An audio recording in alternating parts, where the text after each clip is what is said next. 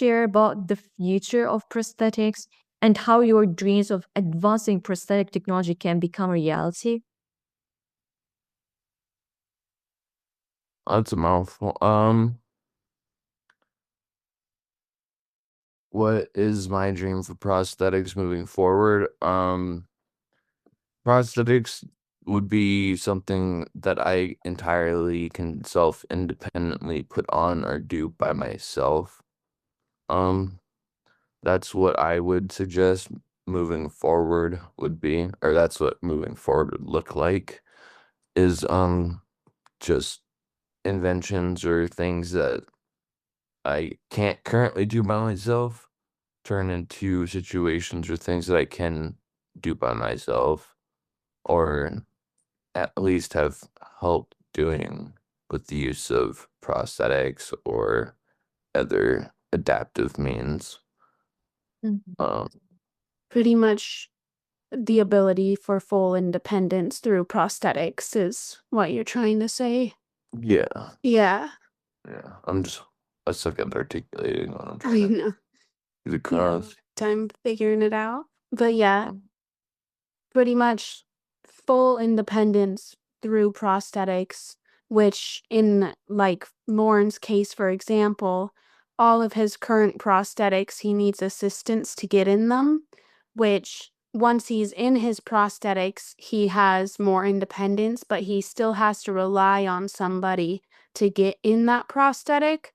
And so a big goal in terms of what we would like to see in the prosthetic industry is the advancement for like people like Lauren who have to rely on others for their prosthetics in the first place, a more independent and individualized system that's set up for them to where they don't have to rely on somebody else to be able to get in the prosthetic in the first place. Honestly, in terms of prosthetic development and stuff, I think we would, in all reality, be looking more towards the medical industry and the leading players in there. And, those are the people that have devoted their whole lives into creating a more accessible future for people. And so, in all reality, if we ever, wanted to have our input put into prosthesis, that's the direction we would go, and those are the people we would try to connect with, or are the people within the prosthetic medical community, the people that we know are devoting their lives to this for people like Lauren. Yeah. And currently his current arm prosthetic that we've had, it sits too heavy for him, and it's got a like a pulley system elbow. Able to wear it comfortably now, and I can, control the hinge. So that sounds like plus. But with the advancements of prosthetics like the Adam Limbs arm that we're waiting on and stuff, that will honestly really alter Lauren's independence and his quality of life. And don't forget to keep us updated about your bionic arm. Have you ever found it challenging to explain hemicorporectomy or the details of this surgery to healthcare providers, especially given how rare it is and how close you have been involved in Lauren's care? I'm a pretty blunt person, so it no hasn't been hard for me to explain because I'm just like a hemicorporectomy means that I've lost my ass and my piss and my other southern area, yada yada yada. And every nurse and doctor that I've come across knows exactly what I'm talking about when I sit there and explain what I'm missing and lost. I will say I think in the beginning it was more difficult. We've reached a point now where most every medical professional, Atlas, sorry, the dog is, but we've reached a point now where most every medical professional that we come across, in our hometown knows of Lauren and his condition and have been educated on it. But I do feel like in the first year or two, it was a little bit more difficult, not necessarily to like explain Lauren's situation, but the most difficult bit with it is how Lauren's pain comes about. So Lauren's pain is inside of his body and it's due to uncauterized nerve endings that don't have anywhere to go, and so they shoot off with just in they just keep shooting, which causes his pain. And that's probably the most difficult thing to explain to a lot of doctors and stuff because they look at him in pain and they see his body twitching and they see him grabbing his lower side. And so they assume like the skin itself hurts or something like that when actually the pain is internal. And we found that it's difficult to help doctors understand exactly where his pain is and what's causing it, and that can tend to lead to confusion within the pain management that they recommend. We've had instances where doctors think that he's only drug seeking. They see him in pain, they see how his body reacts, and they think that it's a drug seeking mentality. And we've seen others who think, like that they just have to give him the hardest pain medicine out there and then send him on his way. And so that's probably been the most difficult part about explaining his condition isn't necessarily the surgery and the condition itself, but the pain that comes with it. Because sometimes we get one of two sides of the spectrum. We get a doctor who refuses to treat the pain because he thinks, Lauren's drug seeking, or we get a doctor that, just gives him some ketamine and sends him home and thinks that the pain's gonna be gone now. And it's nice to find the doctors in the middle, who try to find an actual way to help his pain go away. Um, which like thankfully his primary physician is one of those doctors, and we have a few at the hospital who like actually understand his pain, but on the rare occasion that we get doctors who, just see the surface level pain, that's probably the most difficult thing to advocate for him with, is helping the doctors like understand how his pain is occurring and where it's coming from so that they can actually treat him correctly, if that makes sense. So this is one of the approaches you prefer when physicians start to diagnose or provide, say, any medical, say again, medical prescription for patients with hemicorporectomy cases, correct? Yes. Um, because I know in Lauren's case, um, the window to cauterize his nerves that caused most of his pain was missed. It was an original goal of the surgeons was to cauterize those nerves. And if that would have been able to happen, he would be 80% less pain daily than he is. Um, and yeah, and so because of that, he has the pain he has. And also with that, we're able to use that knowledge because due to Lauren's condition, we do get reached out to a lot by people who, that's going to be too loud for this, by people who are um possibly going to have to go through with this surgery. And we've been reached out to by people who might have to go through hemipelvectomies, which are more common. It's not necessarily the same as a hemicorporectomy. Uh, to my knowledge, it's like They still have their pelvic. they still have their pelvic bone or partial pelvic bone. And so the circumstances are still different, but we get reached out to a lot by people who are in similar situations.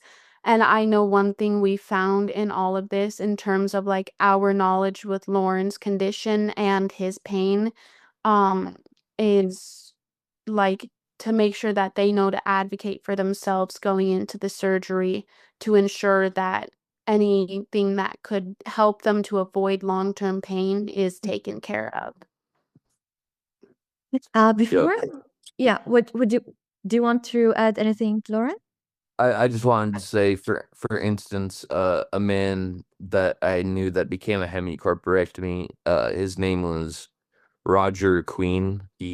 I think he had a heart attack or so. I don't know exactly how he passed away, but I was able to tell him to tell his doctors to cauterize his nerve endings no matter what. And that was able to happen for him, and he came out of the surgery with just phantom pain. Yeah. No real chronic pain whatsoever, just the phantom limb pain. Yeah. So we were able to help him avoid having the pain that Lauren has. Yeah. And he unfortunately passed due to other health issues, but in terms of his hemicorporectomy surgery, he came out of it without that residual nerve pain that Lauren has. So it's just one more thing that everyone has learned with how rare hemicorporectomies are. Almost like Lauren's was, a trial and error in a sense. They did the best that they could with the knowledge they had, and they were able to learn more with his case. What are your goals for the future, both individually and as a couple? You want me to start with your pain? I'll start. He's having a small little pain spasm. I'd say individual goals for me, would probably be, uh, that's a good question. Uh, I I'll be honest and say that I haven't put much stock into individual goals in terms of what I would like for myself. Um, Eleanor, I do tend to be pretty single focused on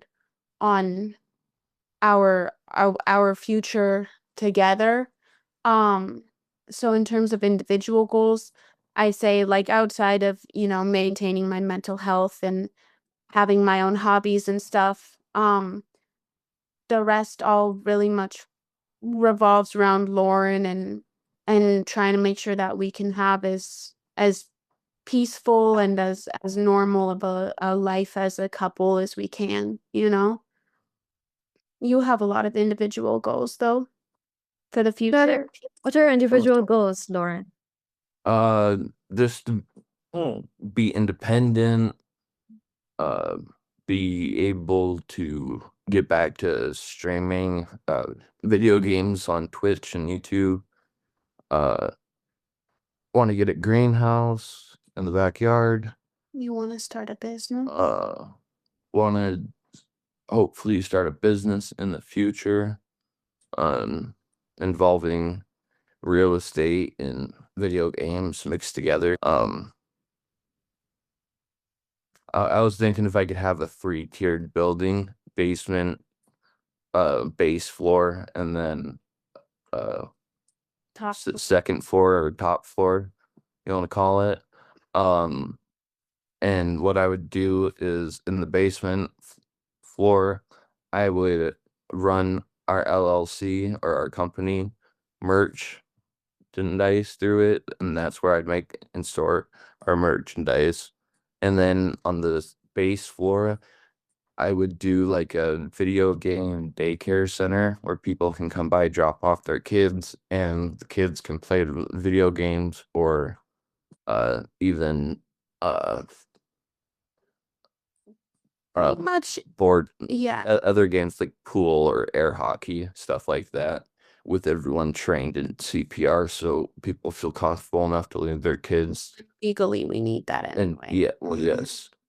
And then on the second floor, I would do apartment buildings that have been soundproofed off from the base floor. And that way, you would not only have the daily income of people coming through the door, but you also have the monthly income of people renting from upstairs and whatnot.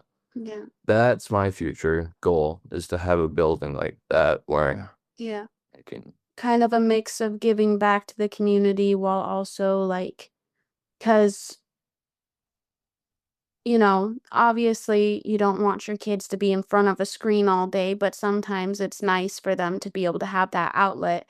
And uh, a lot of times access to consoles and computers and stuff like that they're pretty expensive things to have. And so like a lot of, lower income families and stuff like that, it's not always an easy time for them to have access to their own, fun video games, or, they've got to share their Xbox with all their siblings, and who wants to do that?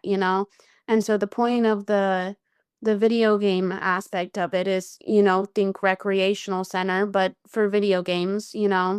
And This would give people it'd give kids in Great Falls something to do other than just smoke and drink. It'd yeah, give them, because there's not much to do here. yeah. And it gives them that one more thing to do. And also, like, with a place like that, you'd need high speed internet, and that would allow for people who are trying to start a streaming career or something like that. It would give them the access to those things, to allow themselves to build up that following or that income, so that they can put that money into their own system, because maybe somebody wants to start a streaming career, but they don't have the funds or the space to have that area set up to where they can peacefully stream a video game or a podcast or something like that. And this would give them the space to be able to do that, but they can establish their place on the internet so that they can get their own area to stream. So it's all like a little bit of like, giving back to the community and tapping into something that, Lauren's passionate about. He loves video games, so why not, make a center where he can let people play video games? So, Well, and it's the type of place that I wish was there when I was growing up, because it would have saved me a lot of trouble and my brother. yeah. But it saved us getting in a lot of trouble growing up. So What about the couple goals? I'd say our biggest goal as a couple is to, as a goal right now, we're just trying to get our honeymoon done and over with. yeah, we've been married 4 years and we still haven't gone on our honeymoon. We want to go to Harry Potter World, but things just keep happening. Yeah, it'll happen when it's time to happen. Yeah. But like long term, I know our biggest goal is to find like a perfect medium of being a couple and being husband and wife, and having still the caregiving in there. Because it's all trial and error, and we may have been at it for 5 years, but we're still trying to find that happy medium of, I'm your caregiver, but I'm also your wife, and you're my patient, but you're also my husband.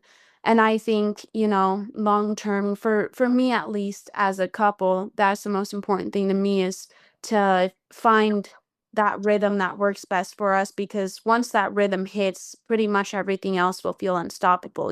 Trips and businesses and whatever else we decide to pursue, it'll be a lot easier to obtain with a steady rhythm.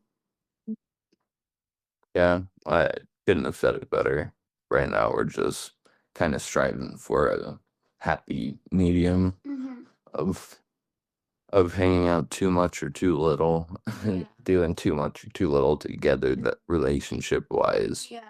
And being a couple while also being caregiver patient. Yeah. It's definitely a fine line of fine, because like, as the caregiver, I want to make sure that I'm meeting all of his needs, but I also don't want to feel like I'm just his nurse. And so it's all about finding that medium, and same and vice versa. He needs all of his needs met, but he doesn't want to just feel like a patient. And so finding that balance has been, that's it's something that is going to take time and has taken time, but over the years we've slowly started entering our groove and finding that balance. And once we really hit that groove, there'll be a lot of unstoppable things for us, because we'll have that perfect balance of, okay, we know exactly how to go about this, because this isn't going to affect this or this, and it's not going to affect our relationship, and I can still be your caregiver and your wife. Um, and so, yeah, long-term goals lay within like the emotional and mental aspects rather than anything physical, I'd say. Just pretty articulated. Talker. I would spend days or weeks just listening and discussing your short and long-term goals. I actually, again, Laura's answer about his individual goal amazed me. What message do you hope your journey sends to other couples or individuals with life-altering injuries? Perseverance, because we don't know what's on the other side of this life. And you're not alone, pretty much. I know that that's the basis of what made us. Because when all of this online stuff happened, it wasn't expected.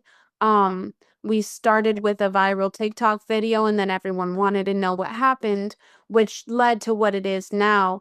And when we sat down and we had the conversation of, is this something we want to pursue?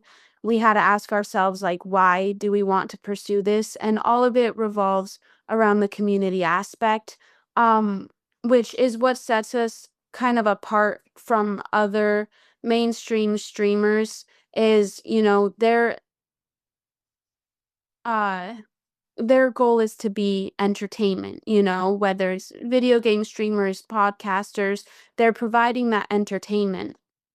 And Lauren and I didn't really want to do that necessarily, but we liked the idea of establishing a community where people not only didn't feel like they were alone within their own struggles, whether it's mental, physical, you know, I sprained my ankle and I feel like, I can't do as much as little or as big as their problems are. We wanted to create a community where nobody felt alone in their own like trials and stuff. And that's why a lot of our videos and a lot of our lives really are just about like chatting with our audiences and sharing some of the like nitty-gritty things of our lives and just trying to be as real as we can, because like the ultimate goal in all of it is for that community aspect. We want people to not feel like they're alone and to feel like they always have a place to go where there's someone else who can empathize with what they're going through. And we've seen that a lot too in our comment sections, where we've seen people who watch our videos converse with each other within the comments because they found something similar between them. And they've now found a random person on the internet in this comment section of this video of this couple, where they get to be like, this is what's going on with me, and it forms that community. And that's the biggest thing for us, which goes along with the message that you're not alone, and to persevere, because if you just keep going, there will be, as cliche and overused and cheesy as it is, there's always the light at the end of the tunnel. Right. And I like to feel like we show that because we're so real. We show when Lauren's in pain, and we show when he's not in pain, and we show when we're having a bad day and we're kind of snippy with each other, and then we also show when we're having good days and we're really giggly with each other. And it just goes to show that, like, like, even us, because people, can tend to put that pedestal, are just everyday humans who are just going through life. And so therefore, like, we don't want we want people to know that they can still find the joy in things while having a bad day sometimes. And that's really all what it comes down to, is helping people work through their own things through that sense of community, and hopefully giving them that little oomph they might need to just keep pushing through whatever they're going through.